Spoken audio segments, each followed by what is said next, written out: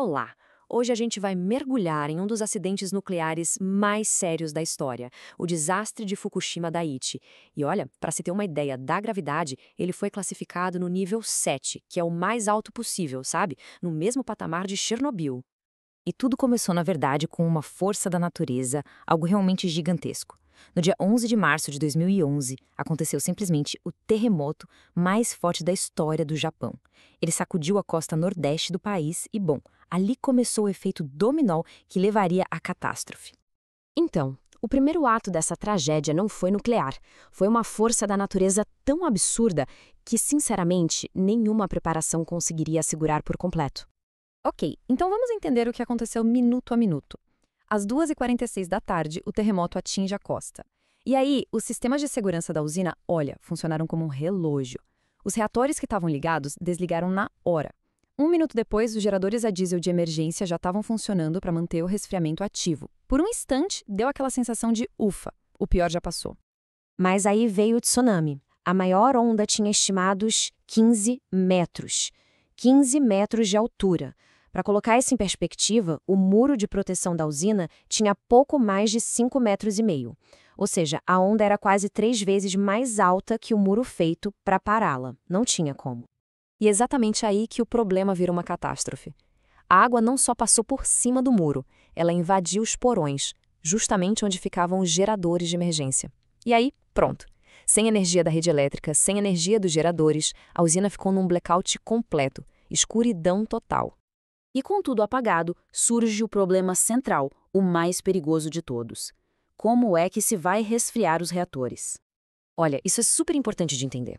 Mesmo com o reator desligado, ou seja, sem a reação nuclear acontecendo, o combustível lá dentro continua absurdamente quente. Ele gera o que se chama de calor de decaimento. E se não tiver água circulando o tempo todo para tirar esse calor, a temperatura dentro do núcleo sobe, e sobe perigosamente. Num reator como o de Fukushima, tudo é um ciclo contínuo. O calor ferve a água, o vapor gira a turbina e a água volta para resfriar. Quando acaba a energia, as bombas que fazem a água circular simplesmente param. E aí, a água que ainda estava lá dentro começou a ferver até virar vapor e sumir. E essa era a pergunta aterrorizante na cabeça de todo mundo, dos engenheiros na sala de controle ao governo japonês. O que acontece quando o resfriamento para? Bom, a resposta levaria a uma sequência de eventos catastróficos. O que a gente vê a partir daí é uma corrida desesperada contra o relógio. Basicamente, a física e a química dentro daqueles reatores superaquecidos assumiram o controle e as coisas começaram a dar muito errado, muito rápido. É impressionante a velocidade com que tudo desandou. Olha só essa cronologia. No primeiro dia, o combustível do reator 1 já está exposto, sem água. No dia seguinte, pá! Uma explosão de hidrogênio gigantesca destrói o prédio do reator. Em apenas 5 dias, a gente está falando de 3 núcleos derretendo e 4 prédios de reatores sendo destruídos. Uma coisa atrás da outra. E o que é esse meltdown ou colapso do núcleo? É basicamente o pior pesadelo de uma usina nuclear. A temperatura sobe tanto, mais de 2.300 graus Celsius, que o combustível nuclear derrete mesmo, vira uma espécie de lava super radioativa. E essa lava é capaz de derreter o aço, o concreto, liberando uma quantidade absurda de radiação. Uma coisa importante, aquelas explosões impressionantes que a gente vê nas imagens, elas não foram explosões nucleares, tá?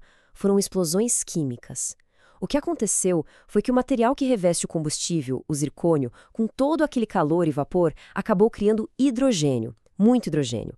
Esse gás, que é super inflamável, se acumulou no topo dos prédios e, bum, explodiu com uma força devastadora. É claro que uma catástrofe desse tamanho não fica restrita aos muros da usina, né? Ela se espalhou e mudou a vida de centenas de milhares de pessoas para sempre. 164 mil. Esse foi o número de pessoas que, no auge da crise, tiveram que abandonar tudo e sair de casa. Cidades inteiras se tornaram cidades fantasma, assim, da noite para o dia. E esse depoimento de um morador, nossa, ele resume a tragédia humana por trás dos números, né? Correr só com a roupa do corpo. Não foi só sair de casa. Foi perder absolutamente tudo. O lar, os bens, a comunidade. E uma sensação de segurança que para muitos nunca mais voltou. Talvez o impacto mais cruel tenha sido o invisível, o psicológico. O estresse de ter que sair, a incerteza do futuro, o medo da radiação. Tudo isso gerou uma crise de saúde mental enorme. E olha que dado pesado, mais de 2.000 mortes não foram causadas diretamente pela radiação, mas sim devido ao trauma e pelas dificuldades da própria evacuação. O desastre simplesmente virou a política energética do Japão de cabeça para baixo. Antes de Fukushima, o país dependia bastante da energia nuclear, cerca de 30%, e planejava construir mais reatores. Depois, todos os reatores foram desligados. O Japão teve que repensar toda a sua matriz energética, e um debate gigantesco sobre o futuro nuclear começou. Um debate que, aliás, dura até hoje. E hoje, mais de uma década depois, a sombra de Fukushima ainda é muito presente.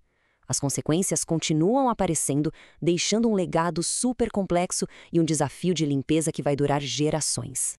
Olha só os números dessa limpeza, são de cair o queixo. A gente está falando de 30 a 40 anos só para descomissionar a usina. E os custos? Somando tudo, limpeza, descontaminação da área, indenizações, o valor passa fácil dos 200 bilhões de dólares. É um dos maiores e mais caros projetos de recuperação ambiental que o mundo já viu. E o impacto não ficou só no Japão de jeito nenhum. Fukushima foi um evento global. A crise abalou a confiança na energia nuclear no mundo inteiro. A Alemanha, por exemplo, decidiu acelerar o fim do seu programa nuclear. A Itália votou em referendo para não construir mais usinas. O desastre forçou todo mundo a rediscutir a segurança e o futuro da energia nuclear em todos os lugares. E no fim, a pergunta que fica é essa, né? A limpeza vai levar gerações, o custo é bilionário. Depois de tudo isso, qual é o verdadeiro preço da energia que a gente consome? Fukushima nos força a confrontar essa questão. Nos lembra que por trás dos megawatts da eficiência existe um custo potencial que pode ser medido não só em dinheiro, mas em vidas, comunidades e no tempo de gerações.